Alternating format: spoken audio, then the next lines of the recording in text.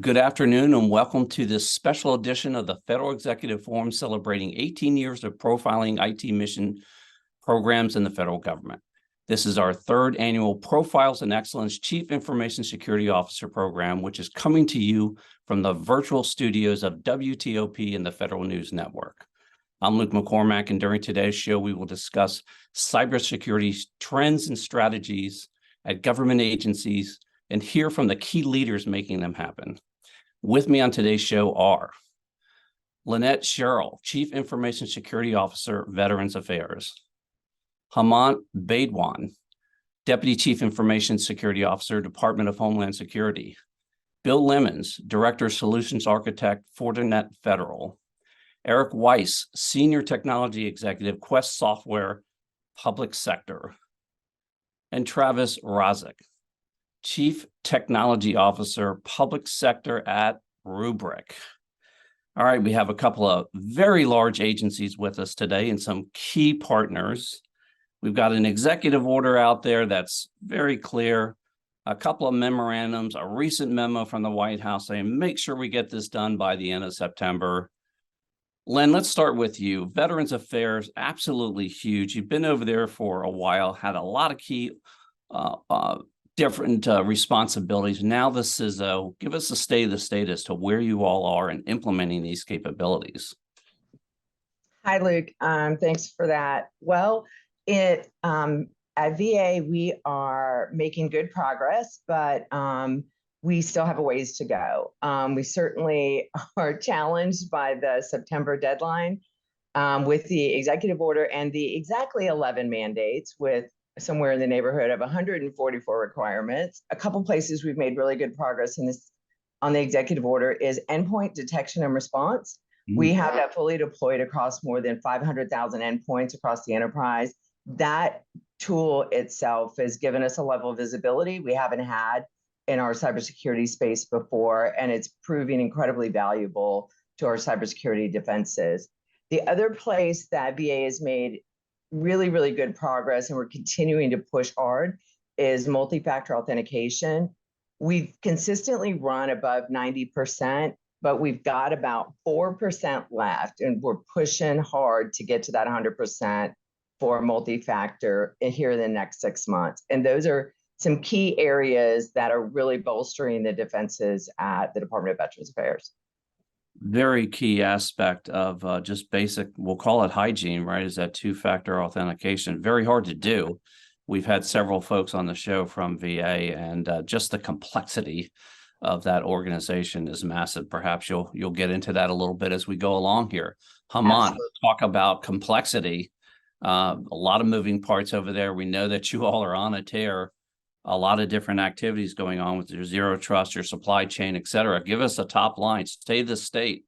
How we doing over there? Good to see you, Hemant. Hey, good afternoon. Nice to see you as well, Luke. We are doing good. Look, I mean, we see this time and time, the cyber attacks on government industry. I mean, they're not slowing down, right? And we know that the adversaries, they're willing and able to carry now more than ever really sophisticated, well-planned, targeted attacks to achieve their goals. So we have to stay on top of that. We have to stay a step ahead from these adversaries. So a couple of things that I want to touch base today, what we have done and continue to move forward with. One is really kind of understanding what are the risks that we are facing, right? So we've implemented a unified cybersecurity maturity model. UCMM is what we are calling it. That has been really critical over the last couple of years in understanding what risks our systems and organization overall from a cybersecurity standpoint is facing. What it allows us to do is understand the risks that are all the way from the system layer and system level to a component. And as you know, Luke, it's a pretty large agency. We have several components, several large components as well. So what it allows us to do is really kind of roll up that maturity, understanding of the risk and where the organization is, where a component is from a risk standpoint, all the way to the department level. If I may, some may not know what a component is. So if you could just give an example, so they're not thinking it's a device.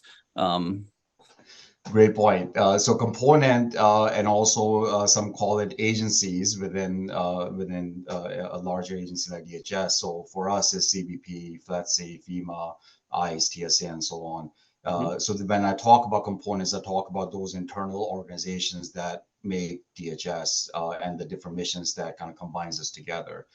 So when we look at 4 years now, FISMA, executive order, and other things, right? We are able to measure a part of the cybersecurity element, whether that is through the quarterly reports or through the executive order reporting, whatever it may be. The challenge that we were facing is how do we combine all these elements together to really get a good understanding of where are we and where we need to go. So the prioritization piece is very key, not only from resources as in people standpoint, but also budget standpoint. So UCMM has really helped us understanding where are the most critical pieces from a cybersecurity risk standpoint, where do they lie within the organization, so that if there are X number of dollars and X number of people there, they are able to, our CISOs and CIOs are able to then refocus those resources to, get those critical elements resolved. And day by day, right, those critical risk vulnerabilities, they continue to increase. So this tool has really helped the CISOs and CIOs of the organization in really understanding how do I align the people and the money I have right now to focus on the most critical things. And by the way, also how do I look at where I need to go moving forward? What do I need to modernize? So this tool has been really critical. Another tool you mentioned, supply chain risk management. I mean, that is continues to be a critical effort for the department. Right now, we have actually implemented a cyber hygiene assessment program over the last year or two.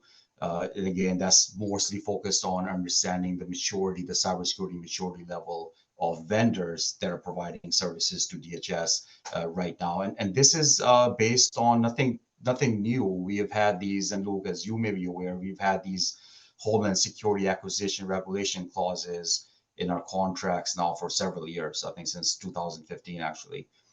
So these clauses require the vendors to be able to have a certain cybersecurity posture if they based on the services they're providing to DHS.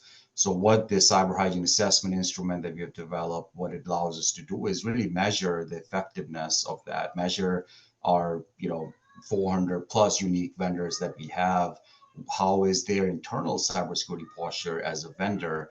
How are they protecting the DHS sensitive data? How are they ensuring that they have the right policies and procedures in place to grow and mature their own cybersecurity posture? So that's been a tremendous tool. And the goal here is not that, look, we are going to, if you are low in the maturity from the cyber hygiene assessment, that you can't, no business with us or something bad will happen, right? It's really about, number one, understanding that how, especially for small businesses, how we are able to support small businesses in maturing, helping them mature their cybersecurity posture. So it's not just a report, hey, do 5 things. We will tell you, help you in achieving those goals so you can provide better service, not just for DHS, but to other federal government agencies.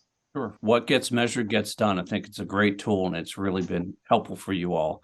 Bill, how about at Fortinet? You've been on this journey with the community and trying to raise the bar in cybersecurity maturity.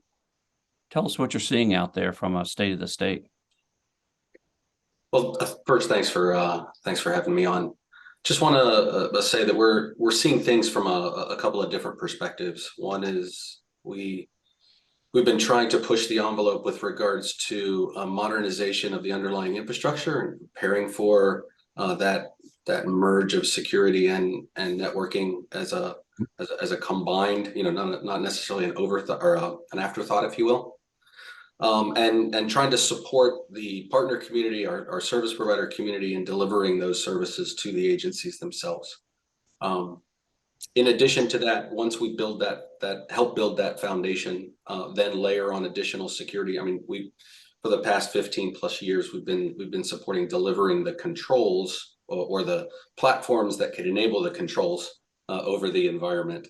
But again, trying to bring in additional use cases that really are in line with a number of the policy initiatives that are in play today, whether those are foundational Take 3.0 type initiatives, or whether that's paving the way for zero trust, enabling a higher degree of integration across vendor landscapes and things of that nature, and truly, especially with the formation and formalization of the Fortinet federal organization ourselves, is just be a better partner to the federal community by ensuring that we not only take the initiative to work directly with our agency partners themselves, but also work on our own hygiene, if you will, with regards to a trusted supplier program, and ensuring that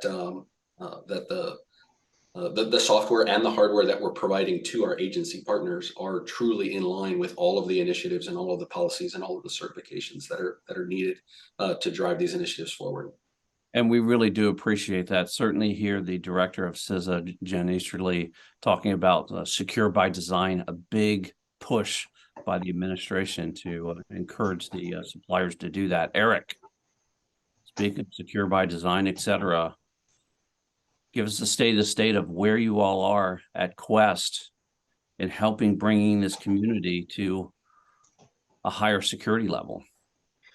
So our focus is really on Executive Order 14028 and making sure that we're doing the best that we can do in order to help our partners and the agencies that we work with move towards that kind of zero trust foundations and concepts, and implementing those zero trust principles, making sure that we're giving them the capabilities to start managing their identities, doing identity governance, managing identity lifecycle, so that way they can move into securing their entire enterprise, making sure not just from an identity standpoint, but also an identity repository standpoint, making sure that Active Directory is secured, that it's managed, that there is resilience in Active Directory, so disaster recovery, and then making sure that there's an understanding of what's happening in the environment, so having visibility and auditing and reporting on those environments. And what we're finding is with most of our partners and most of the agencies is they're doing a tremendous job in moving forward.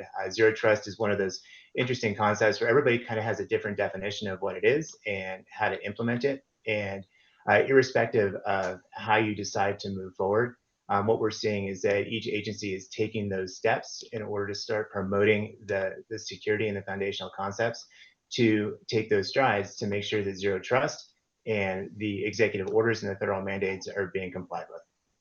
Yeah, took a while for everyone to sort of get a baseline there. Of course, the White House came in behind with a memo crystallizing it.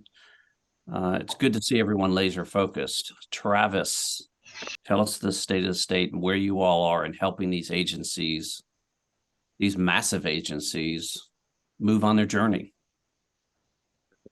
Pleasure to be here with you today, Luke, and the great panel. Yeah, I'm excited to be here. Rubrik Federal. Rubrik as a company is a high-level intro, focused on kind of taking your historical approach to backups and trying to drive the transition to cyber recovery. Historically, backups have really been focused on disaster recovery, things like that. But from a cyber attack or recovering from ransomware, destructive malware, things like that, insider threats, for example, being able to have trust in your backups when you recover, knowing when a safe point to recover to is, doing threat hunting, deeper analysis on that data, doing it faster, really drives to the broader theme. And back in my government days in the DoD space, it was really around building cyber resiliency and in various IT systems and programs. So Rubrik is a key component. This new norm around what's driving zero trust architecture, this assume breach mentality. So in that assume breach mentality, you really have to have a sense of making sure your most critical data and systems are surviving the cyber attack, and you can get to a point of trust in speed of trust in your decision making. So Rubrik kind of built with several zero trust principles within our solution stack. So kind of that secure by design approach. So my soapbox is really trying to drive and influence the government when I was a government employee and then in the vendor space to be more focused on cybersecurity proactively than reactively. So it's always much harder to and more expensive and costly to fix the problem after the fact. So trying to plan and be prepared and get things in place, will ultimately make things easier for everybody. Resiliency, a key part of this. We've had lesson learned after lesson learned. When you're not resilient and not prepared, where you end up in a really tough situation. Let's talk about specific example. Bill, I'm going to throw it up to you at Fortinet. And why don't you give us an example of where you've been able to help one of these agencies out or across the interagency and furthering their journey? Yeah, I think a lot of the major strides that we've been supporting most recently has been on the network modernization front, creating a foundational platform upon which many of these newer concepts and newer services can be delivered. We have a number of successful both pilots and deployments of our solution in the SD-WAN space. So that creates it creates a transition from the traditional WAN architecture to one that can be a little bit more flexible with regards to control and management of data flow. And in our circumstance, it also provides a foundational component for added security controls in a distributed fashion over that same infrastructure. So again, trying to provide a platform for efficiency, right? So making sure that we not only meet the current, but also the ongoing needs for WAN utilization and distribution of data across the entire infrastructure, as well as provide a framework for those security services and advanced solution sets, just such as Zero Trust, on top of that as well. Really important. I mean, the world of networks just being pliers and wires is gone. It's all gone to software.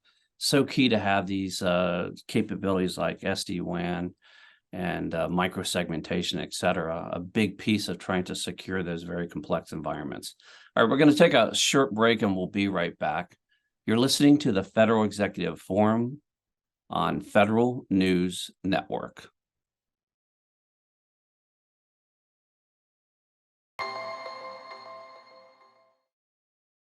Welcome back to the Federal Executive Forum on Federal News Network. We are talking about cybersecurity techniques, strategies, and all of the activity making those things happen.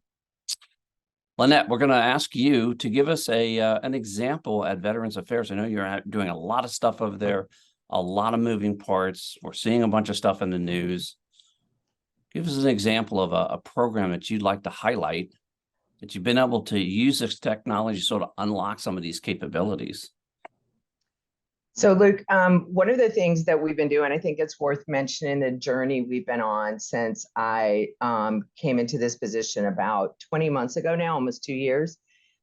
We had a vision set out by our CIO and myself to move security from a policy-only shop into an operational security shop. Mm-hmm. And that's been a big shift for the organization.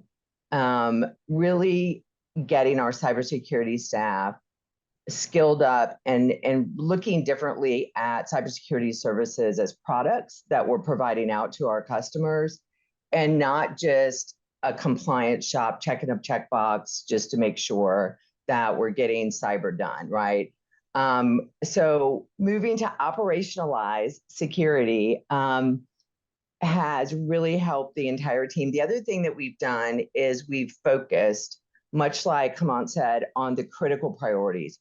We partnered with our operations teams and we identified, no kidding, what are those critical systems that keep VA up and running all day long. So it's what everyone would think of, right? Your bedrock systems, your infrastructure, your gateways, your LAN, your WAN. But then what are those systems that keep our businesses running?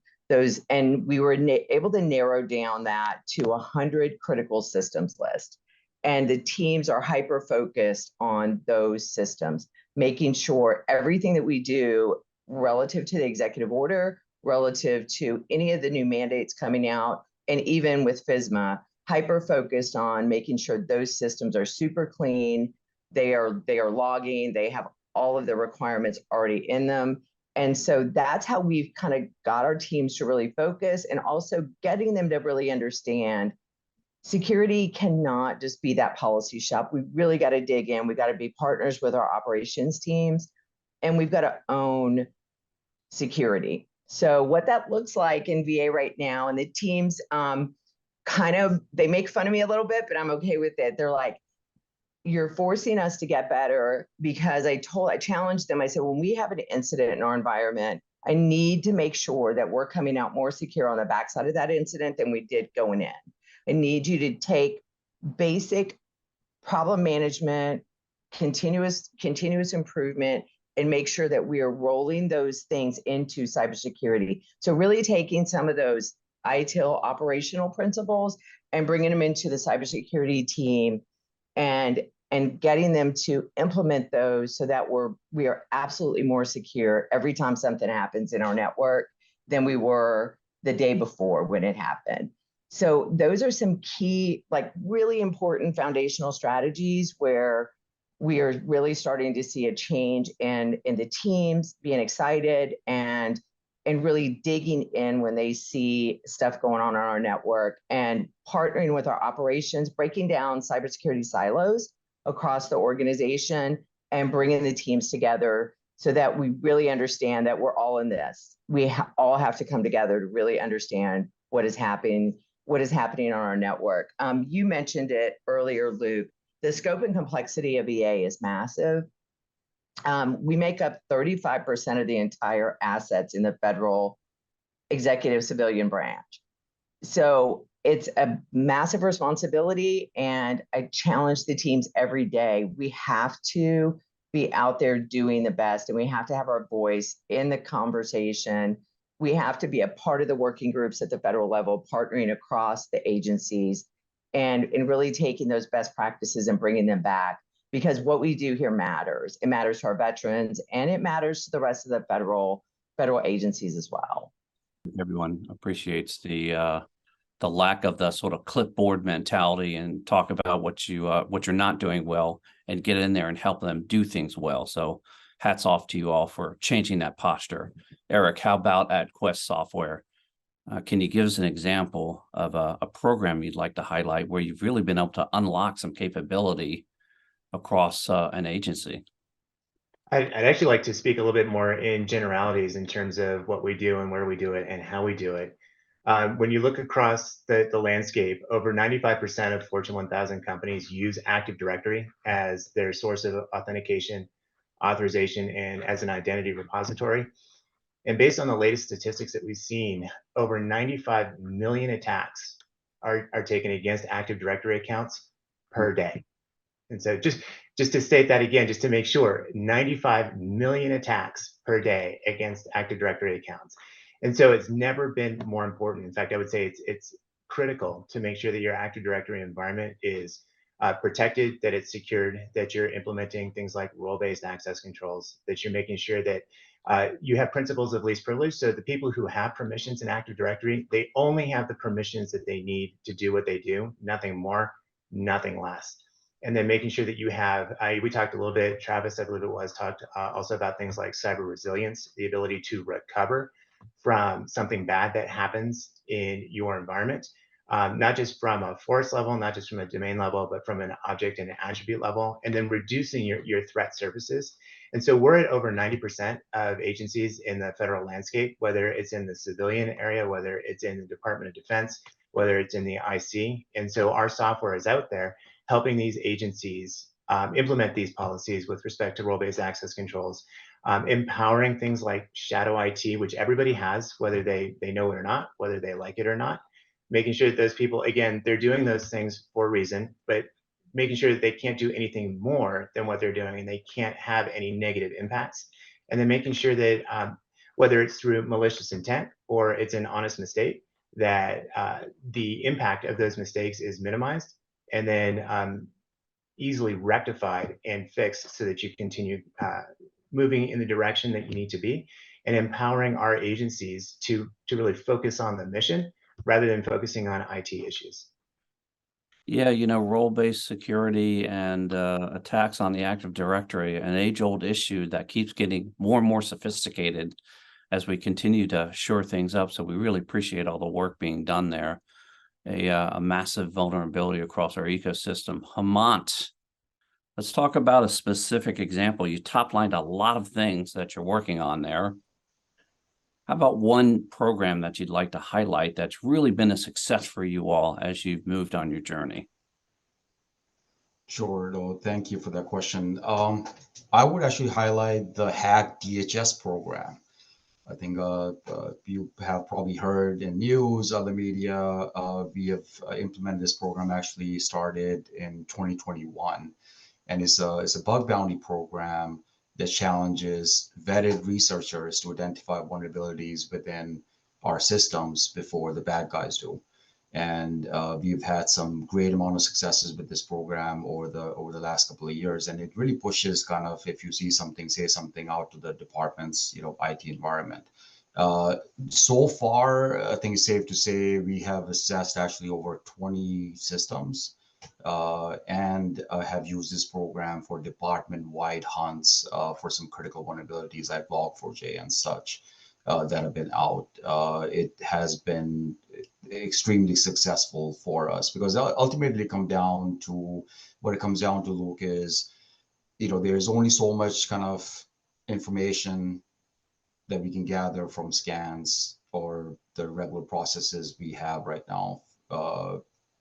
Getting these vetted researchers, these skilled, ethical hackers across the world, right? That really kind of puts another, tool in our tool belt to help secure the information. So there are a couple of vulnerabilities actually that I would like to talk about that we discovered, and I'll keep it at a high level, but just to give you an understanding of what these researchers were able to discover. So first one was actually that a vulnerability was found that allowed an attacker to change the target email address and content of a message within a system, which could potentially allow the attacker to send an email from a .gov address to anyone they wanted to.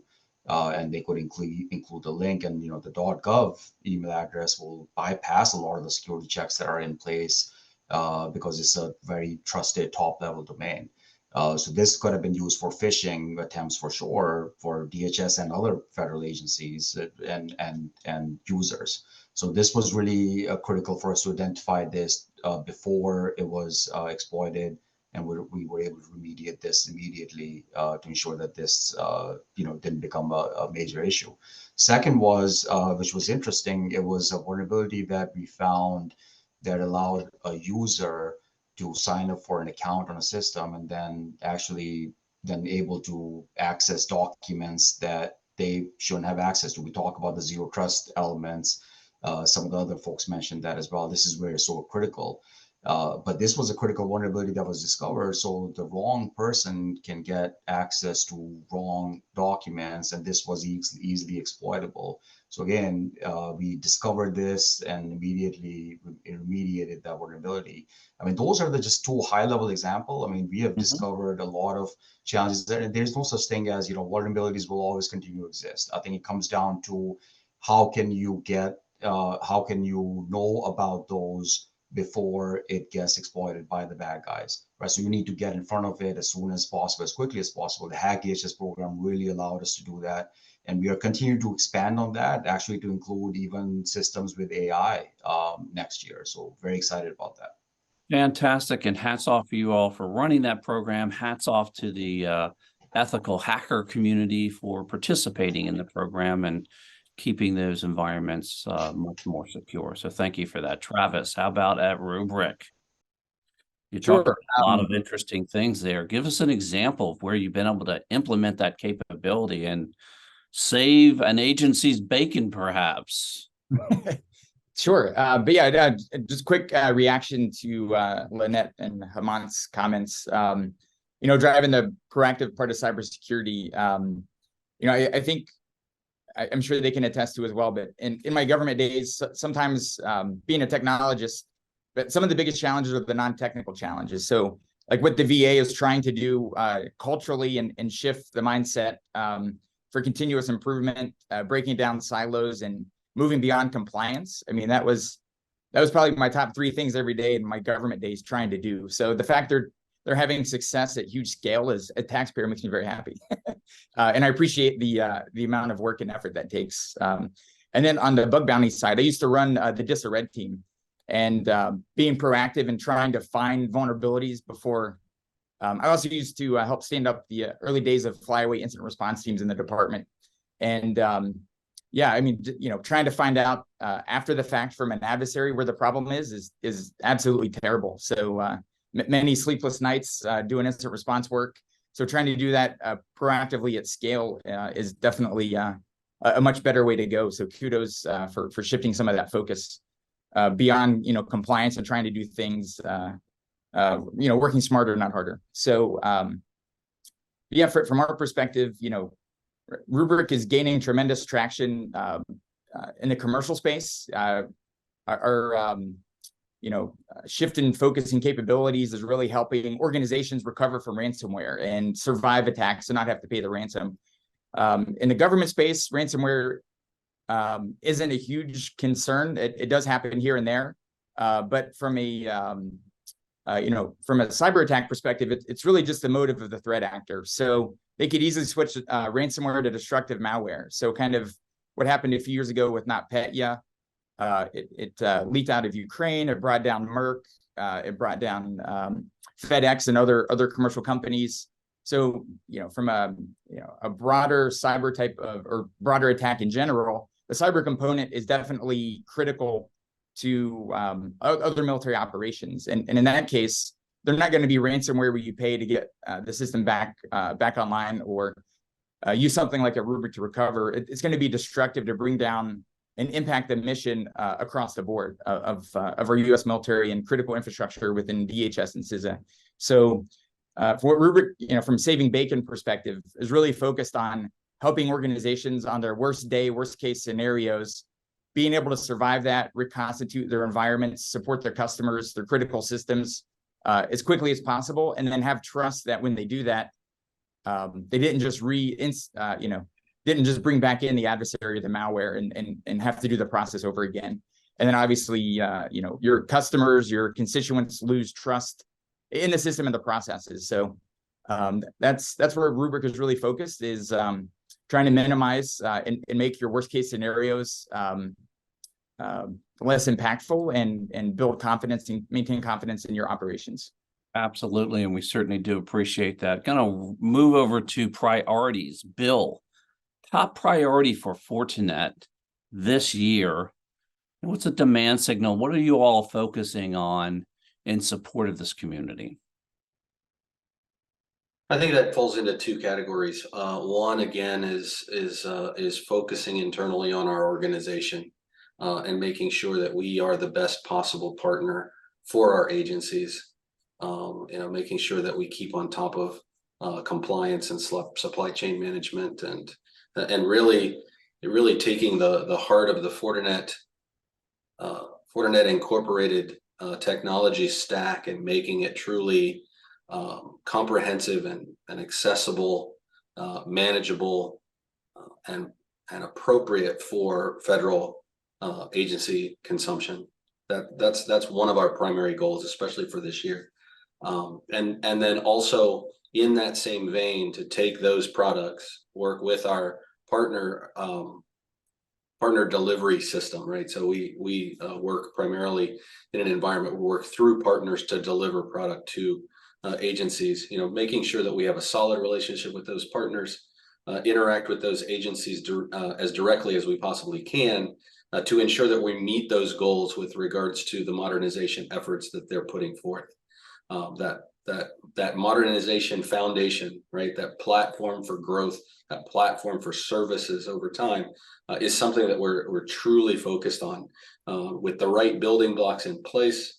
That evolution of the network. I think one of the comments that's come out in many different webinars and talks that I've heard over the past year has been the fact that zero trust is a journey, not necessarily a destination.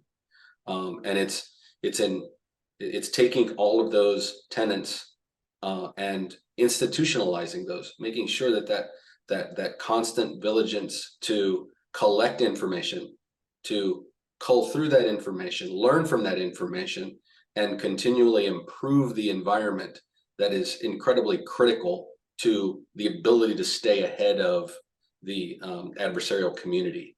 So instituting those types of properties, making sure that the platforms themselves can be flexible, can be integrated, can be programmable. Those are really the initiatives that are driving our interest to be much more focused on that relationship and moving all those initiatives forward. And we certainly do appreciate that. Hamant, a lot of priorities over there. Give us your top priority. What are you all going to focus on this year that's sort of at the top of the job jar for you? No, thank you. And as I think through that question, I have to mention AI and operationalizing the use of AI. That's the critical element. Look, AI is here to stay. Some people love it, some people hate it, whatever it is, but it is here.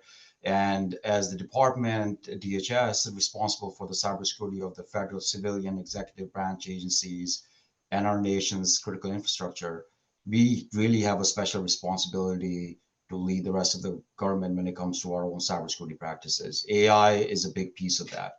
We are going to be focused on operationalizing the use of AI and transforming and modernizing the way we operate as a department. To that end, we are developing and publishing, principled governance to enable effective, secure, and responsible use of AI technologies in the delivery of services to the people that we serve.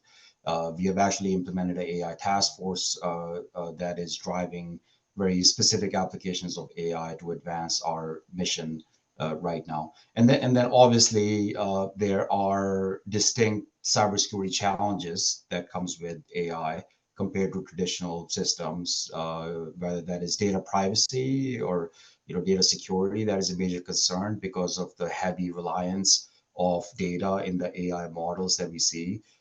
There's a risk of data manipulation that we have seen where data can be manipulated and the AI systems are deceived through multiple different efforts. There's also AI being used for social engineering, for phishing. That's a pretty it's known now. We are seeing that in media quite a bit now. That the bad guys, they will use whatever tools they have and take advantage of that, including AI to conduct really sophisticated phishing campaigns.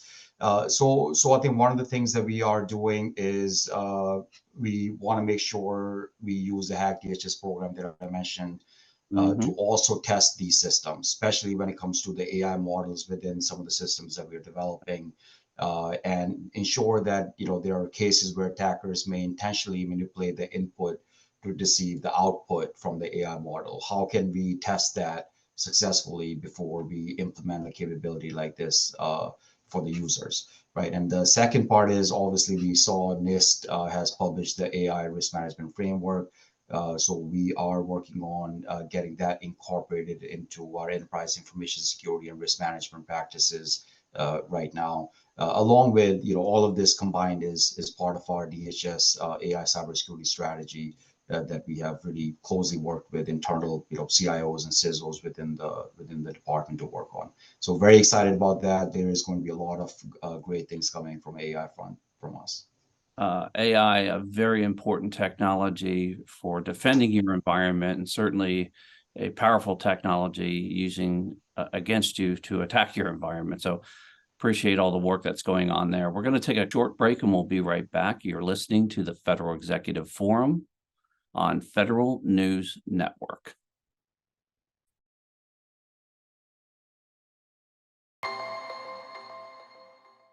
Welcome back to the Federal Executive Forum on Federal News Network. We are talking about cybersecurity trends and strategies, specifically talking about priorities. Eric, top priority for you all as you're focused on helping this community become rock solid?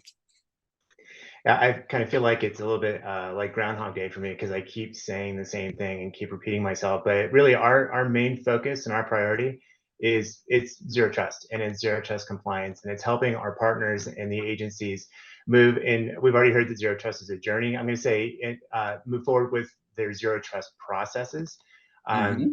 Zero trust, it's kind of that dream. We're never really going to fully achieve something because the landscape is always going to change and the threats are always going to change.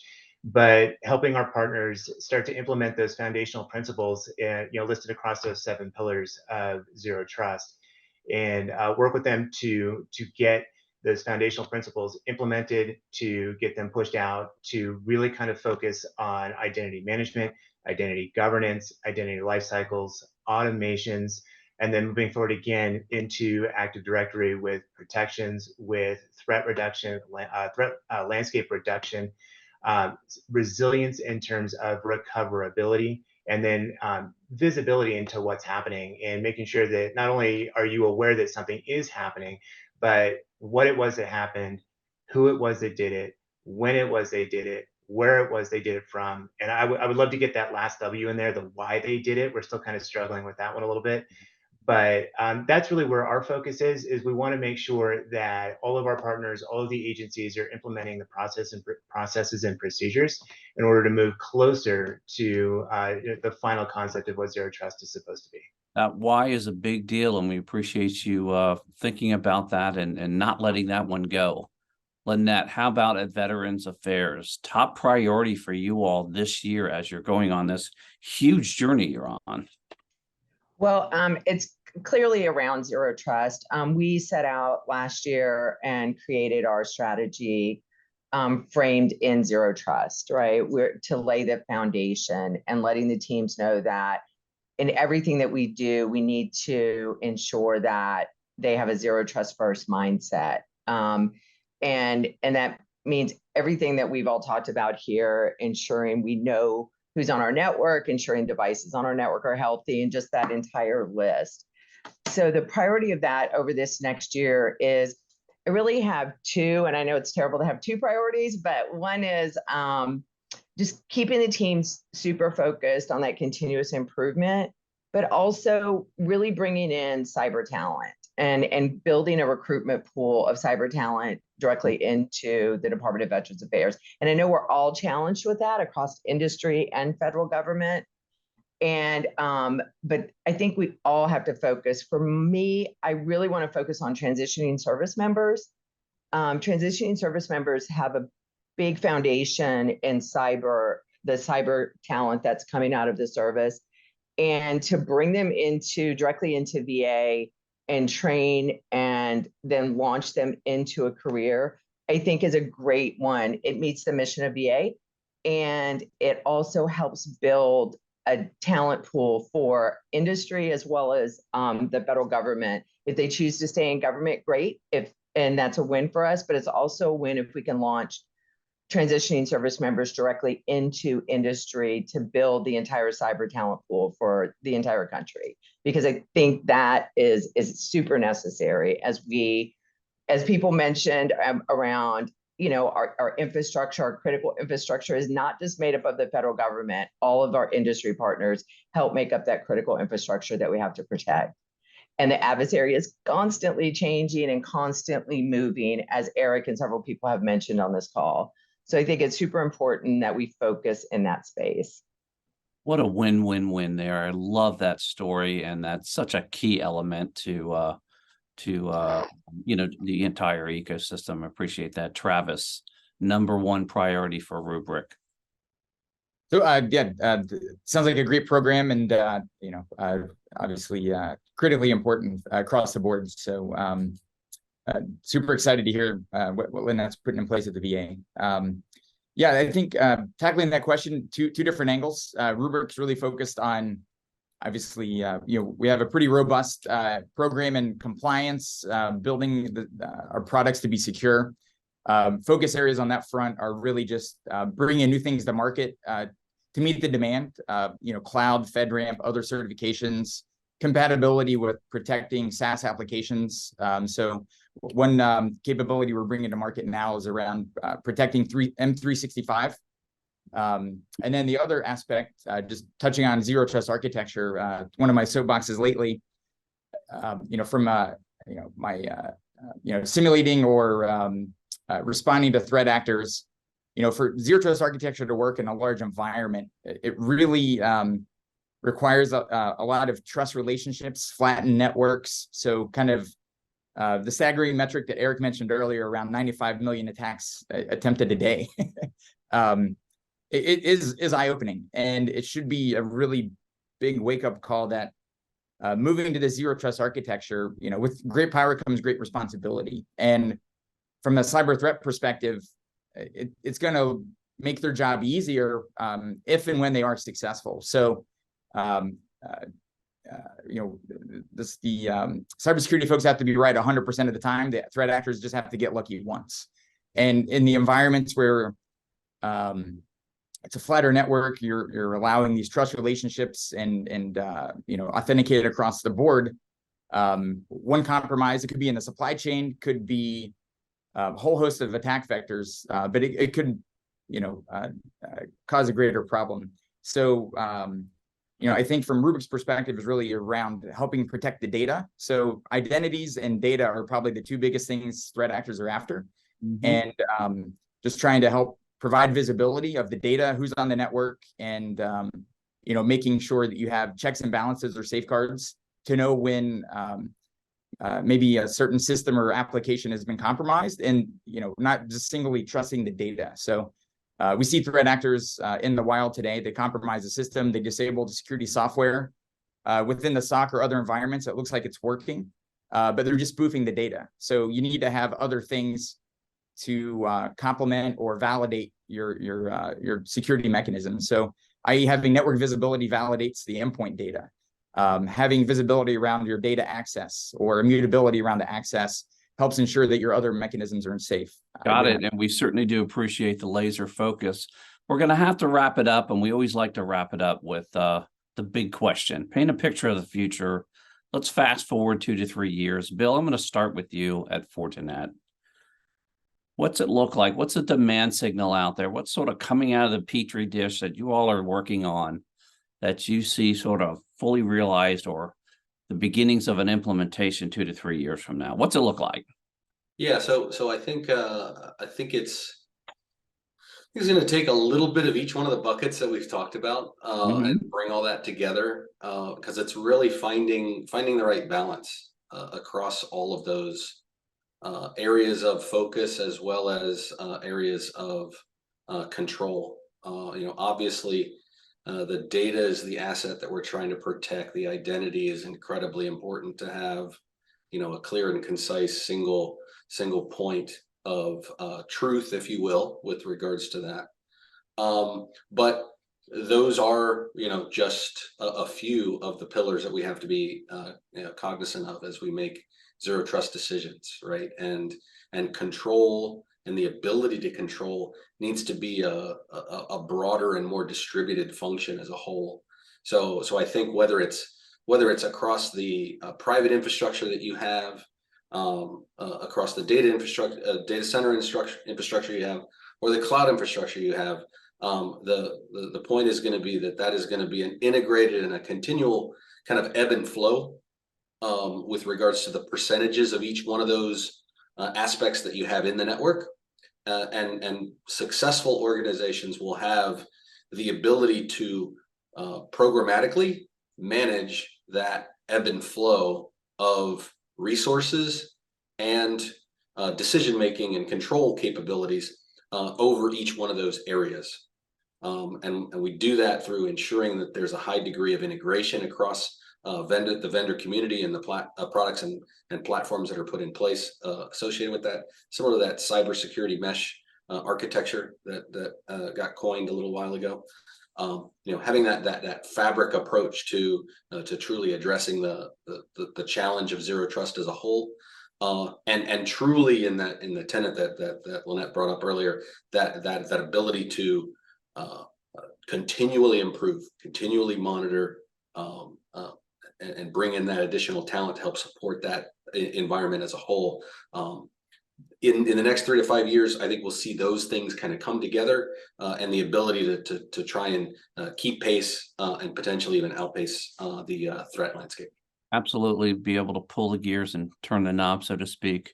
Absolutely. Eric, how about at Quest Public Sector, 2 to 3 years from now? What's it going to look like? So interestingly, I really don't see the overall landscape changing significantly in the next 2 to 3 years. The threats are still going to be there.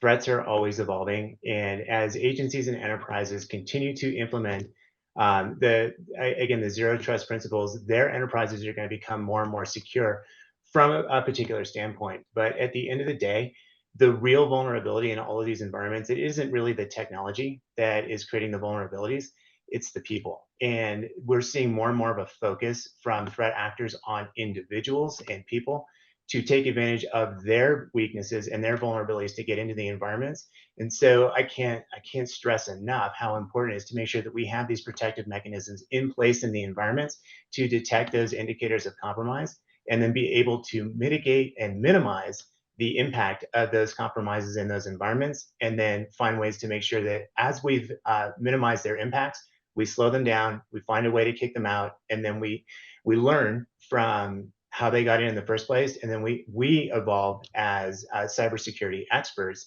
and find new ways to take the foundations that we've already implemented in environments and change them so that we're able to protect and prevent those incursions going forward.